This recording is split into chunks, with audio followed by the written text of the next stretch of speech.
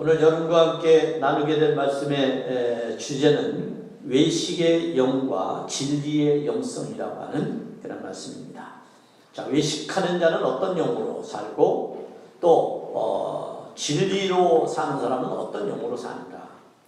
오늘 우리 자신과 그리고 세상에서의 나를 한번 비교해 보면서 오늘 말씀이 우리에게 주는 은혜를 함께 나누고 싶습니다. 오늘 본문은 완전한 패배를 경험한 대제사장들과 바리새인들이 또 다른 음모를 꾸미는 이야기들로 이루어져 있습니다. 그들은 포기하지 않았습니다. 이미 일전에 예수님께서 예루살렘에 오셔서 성전을 둘러엎으셨을 때 대제사장과 장로들이 예수님께 나와서 무슨 권위로 이런 일을 했느냐라고 질문한 이유 때문에 예수님이 많은 이야기를 해줬습니다. 네 가지 포도원에 관한 이야기를 계속 할 수밖에 없었습니다. 그런데 그들은 깨닫기는커녕 회개하기는커녕 다시 예수님을 올가매려는 그러한 음모를 꾸미고 있습니다. 결국 그들은 실패를 만회하려는 그러한 오기가 발동이 되어서 바리새인들은 다시 예수님을 잡기 위하여 그들은 긴급 회의를 엽니다. 모의를 하는 것이죠. 그래서 그 모의를 통해서 이번에는 완전한 함정을 파기로 결심을 합니다.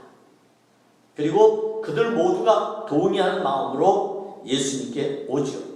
그런데 이때 그들이 예수님께 나올 때 일전에 왔던 그런 사람들이 아니었습니다. 이번에 온 사람들은 바리새인의 제자들과 헤롯 당원들이 예수님께 왔습니다. 참 재미있는 것은 뭐냐면 이 헤롯 당원과 바리새인은 적대적 관계에 있는 사람들입니다. 좀 더 뒤에서 설명하겠습니다만 이들은 도무지 하나가 될 수 없는 사람들입니다. 그런데 지금 예수님을 잡기 위하여 그들은 하나가 되어서 예수님께 왔습니다. 이것을 우리는 잘 기억할 필요가 있습니다. 그들은 견고한 올무를 놓기 위해서 주님 앞에 온 것이죠. 하지만 예수님은 어떤 분이십니까? 그들의 음모를 악의적인 행동을 예수님은 이미 알고 계셨습니다. 지금 자신들이 계획한 악한 생각은 결국 어떤 것이냐? 악의적인 행동은 거짓된 위선의 영이 지배하는 상태에서 이루어지는 것임을 예수님이 아셨습니다. 본인들이 깨끗하고 본인들이 정직하고 진실해서 예수님께 나오는 것이 아니라 예수님을 모함하기 위해 주님 앞에 나오는 그러한 왜곡된 마음들이 그들 속에 있었다는 것입니다. 이는 성전에 들어올 때 그들이 지닌 로마 화폐가 그들을 위선자라고 하는 것으로 증명해 줍니다. 여러분 생각을 해보십시오. 율법을 그렇게 신봉하는 바리새인들, 그동안 성경의 많은 이야기들을 통해 보면 성전에는 그 어떤 세속적인 것, 세상적인 것, 흠이 있는 것, 거짓된 것 이런 걸 가지고 올 수가 없습니다. 그것이 성전 모독의 죄가 되는 것이고 신성 모독의 죄가 되는 것입니다. 이때는 돌에 맞아 죽을 수 있습니다. 우리가 잘 아는 것처럼 바울 사도가 이제 마지막 선교를 하고 여러분 감독에게 선교 보고를 하러 갑니다. 그때 길거리에 바울이 당시에 예루살렘 주위에 가뭄이 심했기 때문에 굉장히 어려운 사람들 때문에 구호 물품을 가지고 오죠. 헌금을 걷어서 각 교회 대표들과 함께 오게 됩니다. 그들과 함께 거리를 다니는 것을 유대인들이 보았습니다. 그리고 바울이 예루살렘 성전에 들어갔을 때 그들은 착각한 것입니다. 어떤 착각을 했습니까? 이방인도 데리고 예루살렘에 성전에 들어가는 것으로 착각하죠. 그래서 그들이 울분을 참지 못하고 바울을 끌어내서 죽이려고 합니다. 자, 이 일로 인해서 우리가 아는 것처럼 바울은 예루살렘으로 압송되어져 가는 것이죠. 이 사건을 보더라도 당시 예루살렘 성전으로 세상 것을 가지고 간다, 세속적인 것을 가지고 간다, 더군다나 이방의 물건을 가지고 간다, 이것은 있을 수가 없는 겁니다. 그런데 지금 그들 속에는 뭐가 있었습니까? 이 로마의 은전이 있었습니다. 로마의 은전. 소위 로마의 돈이 그들 속에 있었다는 것입니다. 생각해 보십시오. 이방의 돈으로 헌금할 수 없습니다. 이방의 돈으로는 하나님 앞에 예물을 드릴 수가 없습니다. 그런데 그토록 철저히 율법을 지킨다는 그들이 지금 그들의 주머니에 이중적으로, 위선적으로 로마 황제에게 충성한 도구인 은전을 가지고 있었다는 것이죠. 그들은 몰랐지만 예수님은 알았습니다. 이것이 얼마나 위선적인 모습인지를 주님이 알았습니다. 따라서 그들의 마음에 품은 생각은 아주 악의적인 것이었습니다. 이건 죄악에 해당하는 일이었죠. 당시 바리새인들은 누구보다 율법에 충성스러운 사람들이었습니다. 따라서 그들은 율법을 신봉하는 열렬한 민족주의자들이었어요. 유대교라고 하는 것이 그들의 삶의 근간이었기 때문에 유대교라고 하는 것은 유대주의를 대표하는 것이었어요. 반면에 헤롯 당원들은 누구입니까? 그들은 정치 권력자에게 충성하는 사람들이었어요. 소위 헤롯 가문에 충성하는 소수 유대인 그룹들이라고 얘기할 수가 있습니다. 아마도 본문에는 나와 있지 않지만 같이 율법을 신봉하는 사람들 중에 바리새파가 있고 그리고 사두개파가 있죠. 이 바리새파가 있다면 바리새파의 적대적 관계를 가지고 있는 사두개파, 그들은 누구입니까? 그들은 정치 권력을 지탱하는 자들이었어요. 그러니까 아마 이 사람들은 사두개파일 수도 있습니다. 아무튼 모두가 율법을 신봉하는 사람들이었지만 성전에 나올 때 그들은 이미 위선적인 잘못된 마음을 가지고 성전에 온 것입니다. 더군다나 우리가 아는 것처럼 여러분 민족주의자라고 그러면 나라를 굉장히 사랑하는 그런 보수적 개념을 가진 사람들 아니에요? 나라를 굉장히 사랑하는 사람들. 그렇지만 여러분 로마 제국주의자들은 어떻습니까? 그 사람들은 황제에게 충성하는 권력에게 아부하는 사람들이었어요. 자, 그렇기 때문에 그들은 적대적인 관계일 수밖에 없어요. 도무지 하나가 될 수 없는 관계였어요. 그런데 지금 한편이 되어 예수님을 찾아왔다는 것은 무슨 의도일까요? 뜻을 모았다는 것이죠. 평상시에는 하나가 될 수 없는 사람들이 어떤 목적, 자신들의 이익과 수단을 위해서는 하나가 되는 이런 모습, 여러분 세상에서 많이 보지 않습니까? 서로에게 챙길 것이 있을 때 그들은 기꺼이 하나가 됩니다. 그들은 기꺼이 하나가 됩니다. 이것이 오늘 성경에서 우리가 배우고 깨닫는 세상적인 모습이라고 얘기할 수가 있습니다. 바리새인들은 종교적인 기득권을 얻고자 했습니다. 그리고 헤롯 당원들은 정치적인 기득권을 얻고자 했습니다. 그렇기 때문에 그들은 서로의 기득권을 유지하는데 서로가 필요했던 것입니다. 마치 필요악이 존재하는 것처럼 말입니다. 바리새인들과 헤롯 당원들은 먼저 예수님께 함정을 파기 위한 포석을 깝니다. 무턱대고 그냥 저돌적으로 예수님께 나와서 막 따지는 게 아닙니다. 이 사람들은 매우 위선적인 사람들이기 때문에 자기를 보고 있는 많은 사람들에게 아주 형식적으로 그럴듯하게 포장하는 것에 아주 익숙한 사람들입니다. 그래서 예수님께 나와서 그들이 자신들의 함정을 깔기 위한 포석을 놓죠. 그 포석이 무엇입니까? 16절의 말씀입니다. 16절을 놓으십시오. 이렇게 말씀합니다. 선생님이요, 아주 높여 부르고 있죠.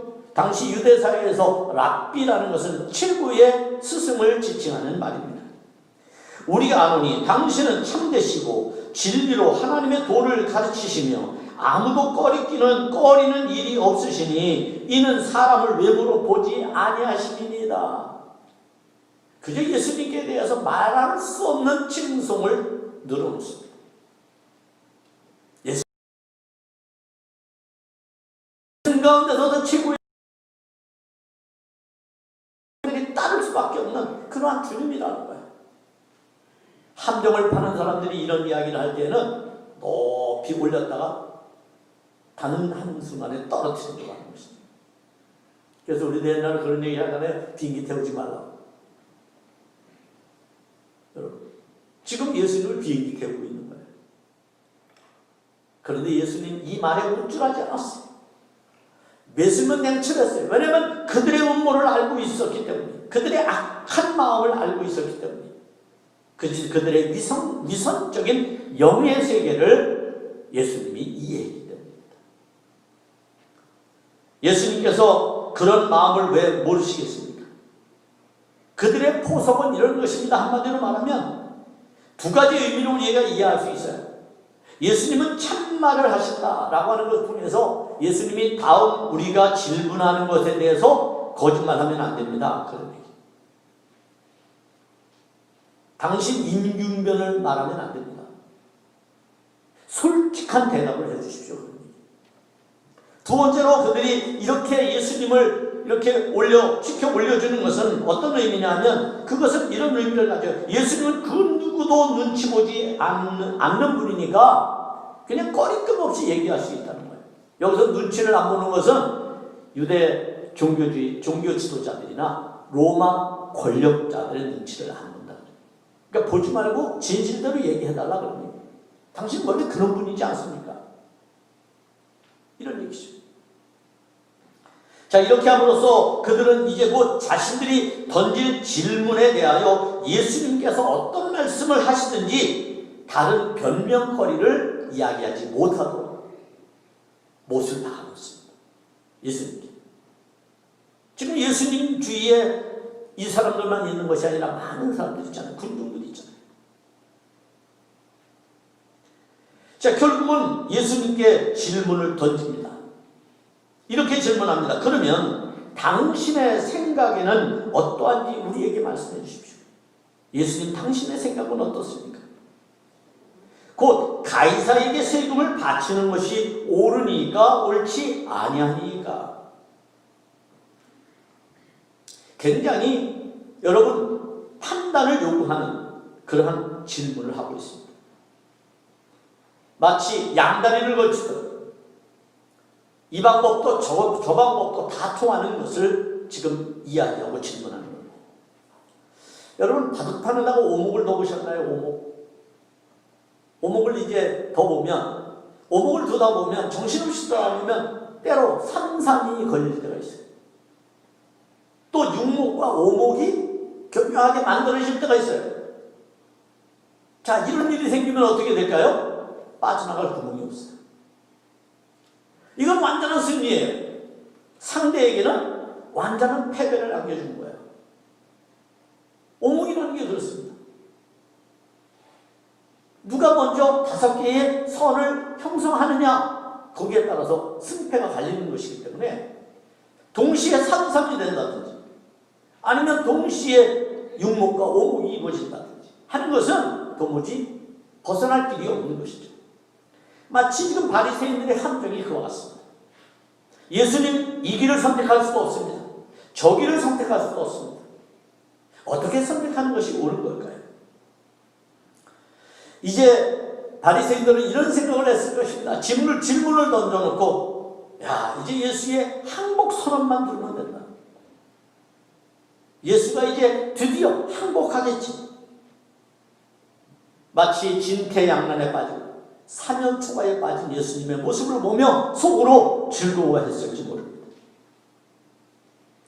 이 질문에는 그 어떤 것을 선택하든지 모두가 함정에 빠질 수 없는 결과만이 존재할 뿐이었습니다. 빠져나갈 길은 없습니다. 곧 가이사에게 세금을 바쳐야 한다고 말한다면 이때 유대주의자들, 바리새인들이 들고 일어날 것입니다. 하나님을 모독한다고.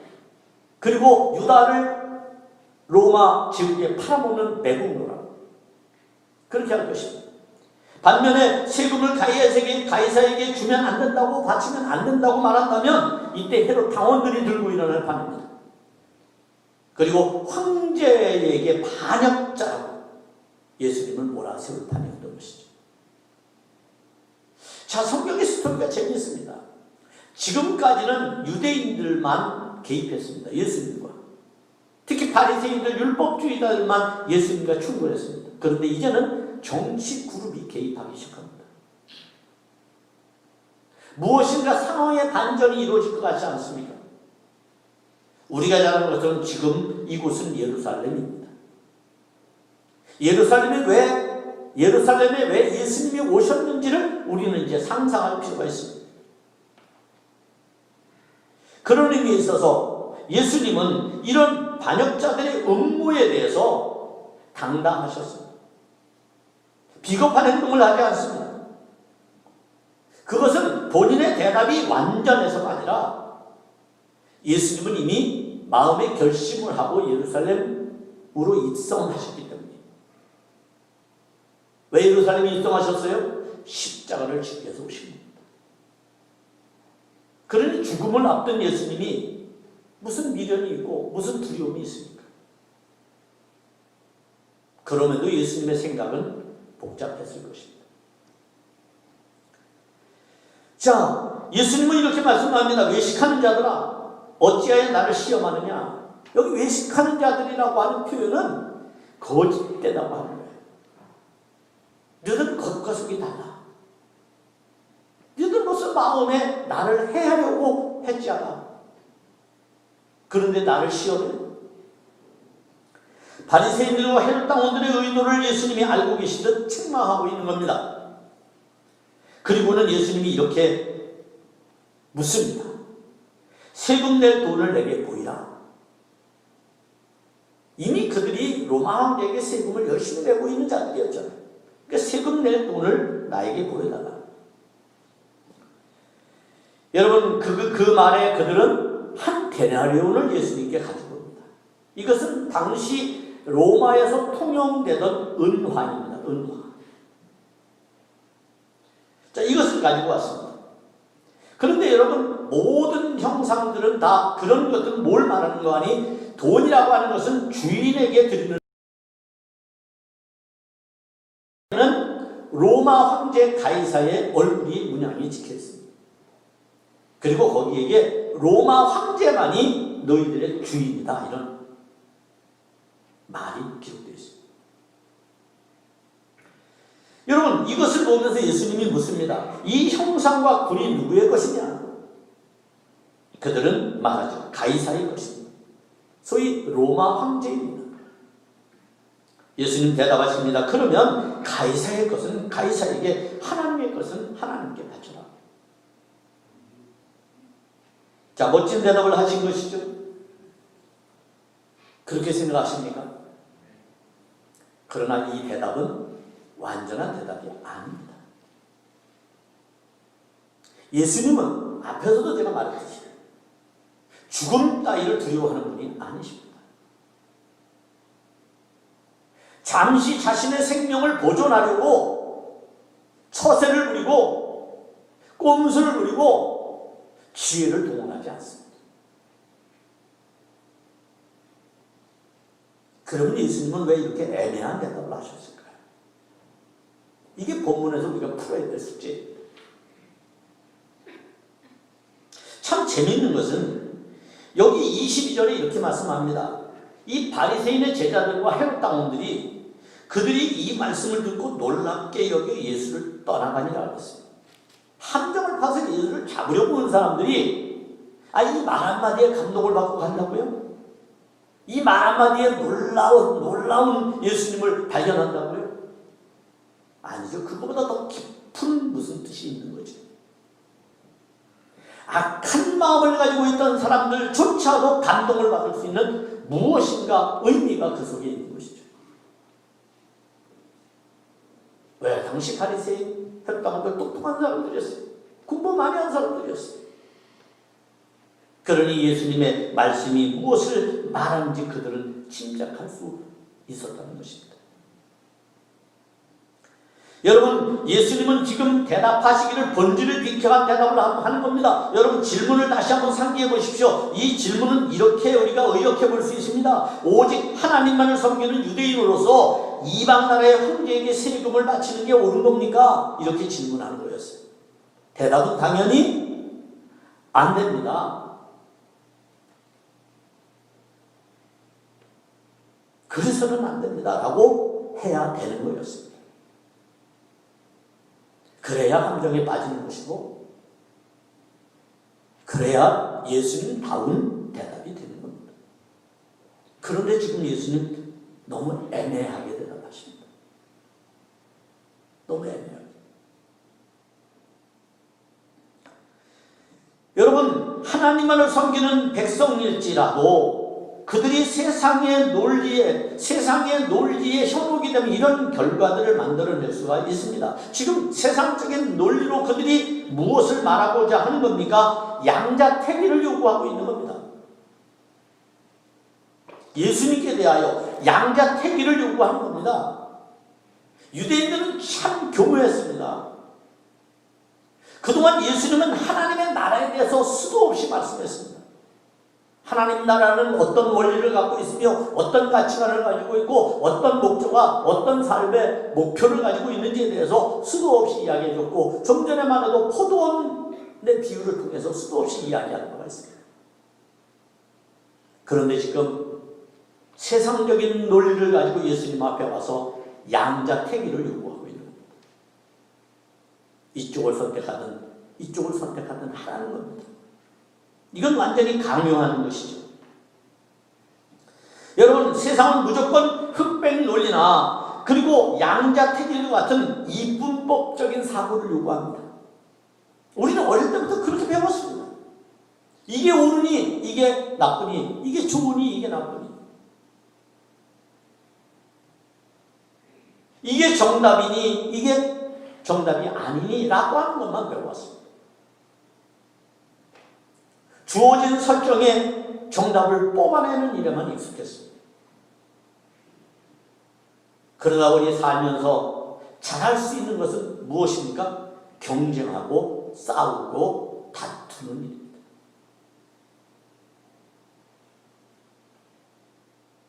네 편 내 편을 만들어서 서로 싸우는 것이죠.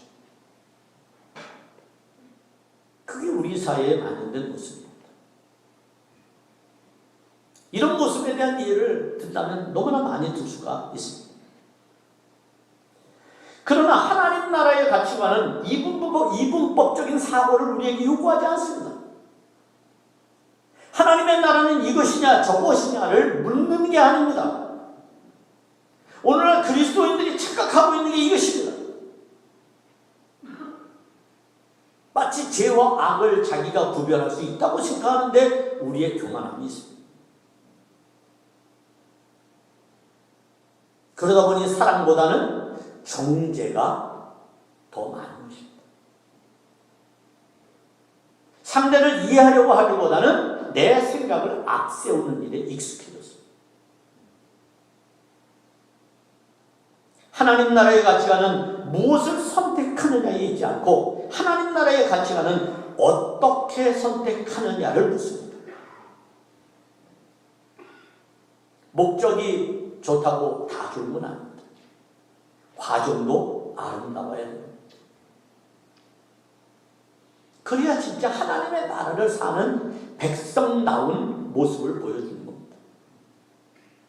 지금 함정을 팔아온 그들에게 예수님은 세상의 논리로 대답하는 것이 아니라 하나님 나라의 논리로 대답하고 있다는 거예요. 이것을 그들이 감동으로 깨닫게 됩니다. 사랑하는 여러분, 세상 사람들을 어떻게 감동시키겠습니까? 우리와 전혀 다른 사이클을 살아가고 있는 저들에게 한국의 교회가, 그리스도인들이 어떻게 감동을 시켜줄 수 있을까요? 우리를 저주하고 욕하고 비난하는 그들에게 어떻게 우리의 말을 듣고 우리의 행동을 보고 그들이 놀라서 돌아갈 수 있을까요? 이것을 우리는 이 본문에서 배워야 됩니다.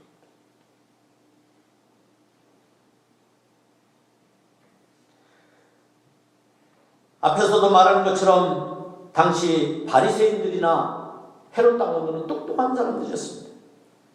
그러다 보니 예수님의 말씀이 무엇을 말하는지 금방 이해할 수가 있었습니다. 왜일까요? 이는 그들이 함정을 파는 데만 몰두한 나머지 그 너머에 존재하는 어마어마한 일들을 기억하지 못합니다. 우리도 코앞에 닥치는 어려움이 있으면 그것만 해결하면 다 되는 것으로 생각하죠. 그래서 산 넘어 산이 되는 거고 문제가 문제를 계속해서 야기하는 겁니다. 본질을 깨뜨려 보아야 되는데 그걸 못하는 것이죠. 본질에 접근하는 훈련을 하는 데가 바로 교회입니다. 세상의 논리야 세상에서 다 배우는 겁니다. 누가 가르쳐주지 않아도 다 합니다. 여러분. 왜 여러분이 무엇 때문에 교회에 나오십니까? 하나님 나라의 가치관을 배우기 위해서 나오는 것 아닙니까? 그걸 배워서 그대로 삶으로써 세상을 감동시키고 세상을 변화시키기 위해서 나오는 것 아닙니까? 그것이 우리의 믿음의 가치관이 돼야 합니다. 목표가 돼야 합니다.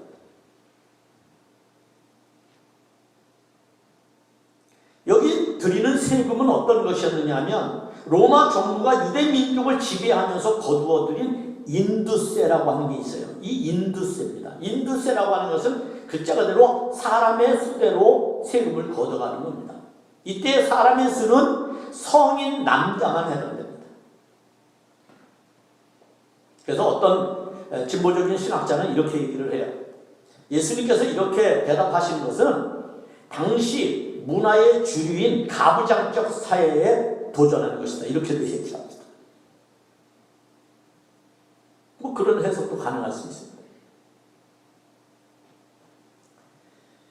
여러분 지금 이 인두세는 당시 아켈라오라고 하는 황제가 있었는데 이 황제가 AD 6년에 여러분이 너무 잘 아는 아우구스투스라고 하는 이 황제에 의해서 폐위가 됩니다.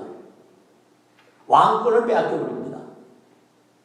그리고 난 다음에 이 아우구스투스가 자기의 지배력을 강화하기 위해서 많은 돈을 자기가 지배하는 나라, 이방 나라들에서 가져오게 되죠.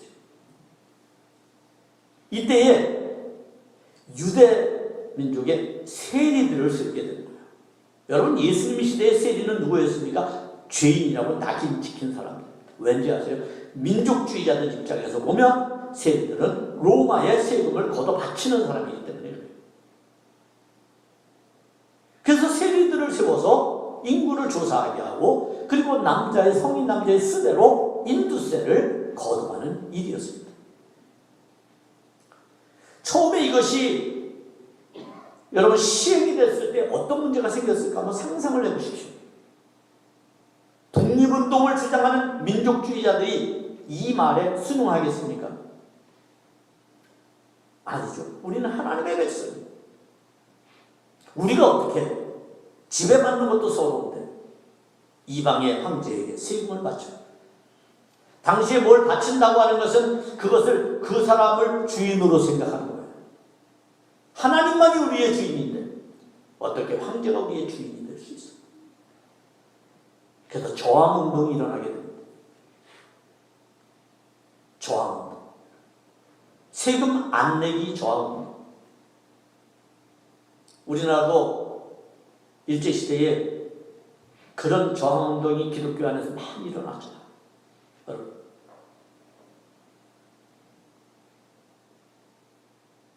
마치 로마가 말이죠.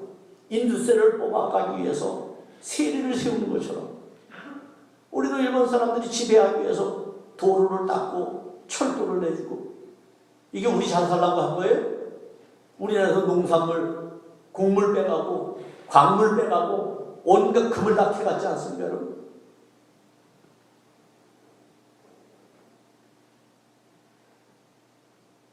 잘못된 착각을 갖고 있으면 문제가 생기는 거예요. 역사에 대한 다른 이해가 필요하다는 겁니다.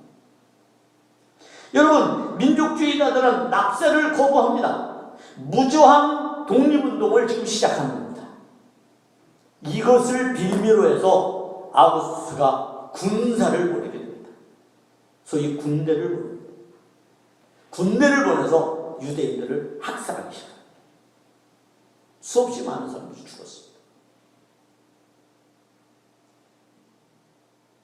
예수님은 역사를 이해하셨습니다. 예수님의 대답 하나로 엄청난 결과가 생길 수 있습니다. 대답을 할 수 있습니다. 몰라서 안 하는 게 아닙니다. 하고 난 다음에 이루어진 일을 상상해 보십시오. 끔찍한 일이 기다리고 있는 겁니다. 예수님은 그것까지도 생각하고 있습니다. 그래서 예수님은 애매한 대답을 할 수밖에 없었습니다. 목숨을 부지하기 위해서 그런 게 아닙니다. 결국 예수님의 두 가지의 마음을 우리는 여기서 읽을 수 있습니다. 첫째 마음은 유다 백성을 예수님 너무 사랑하고 계시다는 거예요. 자기의 백성, 당신의 백성을 너무 사랑하신다는 거예요. 그래서 그들을 위해서 십자가를 지시려고 하는 것이죠. 하나님은 하나님의 백성을 극진히도 사랑하십니다. 여러분을 하나님은 극진히도 사랑하십니다. 그게 하나님이십니다. 오로지 자신들만 생각하는 바리새인들과는 달랐습니다. 자신들의 기득권만 지키려고 하는 헤롯 당원들과 예수님은 차원이 다른 분이었습니다. 그분은 수많은 유대 백성들이 다치고 고통받는 현실을 외면할 수 없었습니다. 예수님은 자기 하나 모험에 빠지는 것 때문에 생명을 유지하려고 애매한 대답을 한 것이 아닙니다. 이미 십자가를 지기로 결심하고 예루살렘에 입성하신 예수님에게 죽음 따위가 무슨 두려움을 줄 수 있겠습니까? 따라서 예수님의 대답은 유다 백성들을 전적으로 사랑하시는 그 마음밖에 없었습니다. 그래서 악의적인 자들의 음모를 그들은 이 더 큰 화를 면하기 위하여 애매한 대답을 하실 수밖에 없었던 겁니다. 두 번째는 현실에 대하여 부정하지 말라는 것입니다. 지금 예수님 앞에 나온 사람들은 소위 율법주의자, 하나님을 잘 섬긴다는 그러한 사람들이었습니다. 그러나 그들은 현실을 부정해버렸습니다. 로마의 통치는 엄연한 현실이었습니다. 이를 부정하고 외면한다고 문제가 해결되는 건 아니었습니다. 바리새인들은 스스로가 위선적으로 행동하여 헤롯 당원들과 결속을 하면서까지 예수님을 죽이려고 했지만 마치 제국에 편승하여 그들의 화폐를 사용하고 세금을 내면서도 애국자인 것처럼 위장을 하고 있는 그들의 이중적인 마음이 예수님에게는 현실을 도피하는 그러한 비겁한 자들로 보여줬던 것입니다. 복음을 위선적인 애국으로 위장하는 사람들이 있습니다. 이건 잘못된 것입니다. 바리새인들은 백성을 율법으로 선동하여 죽게 하는 일에 아무런 양심의 가책을 갖지 않았습니다. 그러나 예수님은 그럴 수가 없었습니다. 우리가 종종 믿음을 앞세우거나 신앙의 깊이를 내세우기 위해서 현실을 도피할 때가 있습니다. 현실은 엄연히 현실인데, 사실은 사실인데, 믿음이 있다고 하는 것을 내세우기 위해서 현실을 애써 무시합니다. 이럴 때 어떤 결과가 생길까요? 이럴 때 끔찍한 일들이 생기는 겁니다. 주어진 현실에서 그리스도인들은 어떻게 합니까? 그 현실 속에 나타난 하나님의 뜻을 발견하려고 애써야 합니다. 하나님은 왜 우리에게 이런 고통을 주십니까? 하나님은 이 민족에 왜 이렇게 아픔을 주십니까? 우리의 삶이 왜 고단합니까? 왜 변하지 않습니까? 하나님과 싫습니다. 하나님께 매어달려야죠. 그것이 그리스도인의 태도 아닙니까? 그리고 무엇인가 명확한 방법을 찾아내야죠. 이때는 나만 사는 것이 아니라 모든 사람이 함께 더불어 잘 살 수 있는, 행복할 수 있는 아름다운 세상을 꿈꿔야 되는 것이죠. 하나님의 백성다운 정체성을 잃어버리지 않기 위해서 우리는 현실을 막연하게 도피하는 위선적인 그리스도인이 아니라 현실을 있는 그대로 받아들이면서도 그 현실 속에서 그리스도인이라고 하는 정체성을 잃어버리지 않는 것. 물속에 들어간 소금이 형체는 없이 녹아지지만 맛은 절대로 잃어버리지 않는 것처럼 말입니다. 그것이 예수 믿는 사람들의 능력입니다. 그럴 때 세상은 감동받습니다. 그럴 때 세상은 우리를 영화롭게 할 것입니다. 예수님은 비록 십자가에서 죽으시지만 하나님은 그를 영화롭게 하는 것처럼 여러분을 영화롭게 하실 줄로 믿습니다. 그러므로 믿음이라고 하는 것은 도피를 위한 변명이나 수단이 아니라 오히려 현실을 넘어서는 능력이고 그것을 초월하는 하나님의 역사를 증명하는 겁니다. 그것이 우리가 가져야 될 믿음의 태도입니다. 사랑하는 성도 여러분, 바리새인들의 문제는 민족주의를 가장한 거짓된 애국심이었습니다. 그리고 그 속에서는 자신들의 기득권을 유지하기 위한 수단만이 존재했습니다. 백성들의 아닌 따위는 아무 생각이 없었습니다. 자기들의 기득권 유지에 도움이 되지 않는다고, 자기들이 짜놓은 프레임에 예수가 순응하지 않는다고 이분법적인 사고의 틀만 강조하며 적과 아군을 구별하려는 그들의 무지함이 오히려 예수님으로부터 인격을 낳는 패배주의자가 되고 만 것입니다. 무지한 권위주의자들의 형태가 아닐 수 없습니다. 그들이 예수님께 너는 무슨 권위로 이런 일을 했느냐라고 말하는 그들에게 지금 스스로 세상에서 권위 있다고 하는 그들의 이중성을, 그들의 거짓을 예수님이 폭로해버리고 만 것입니다. 그래서 그들은 예수를 떠나갈 수밖에 없었습니다. 우리는 다른 삶을 살아야 합니다.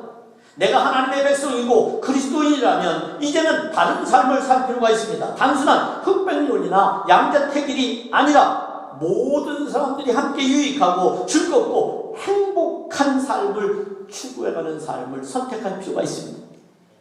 좀 더디더라도 나에게 손해가 되더라도 그렇게 해야 합니다. 그것이 예수의 정신입니다. 이것이 우리 세미세 정신이 되기를 주님의 이름으로 축복합니다. 기도하겠습니다. 하나님 감사합니다. 주신 말씀 마음에 새깁니다. 믿음의 놀라운 능력이 우리 안에서 역사되게 하시고 주어진 현실 속에서 그리스도인의 정체성을 잃어버리지 않는 저희들 되도록 도와주옵소서. 예수님의 이름으로 기도하옵나이다. 아멘.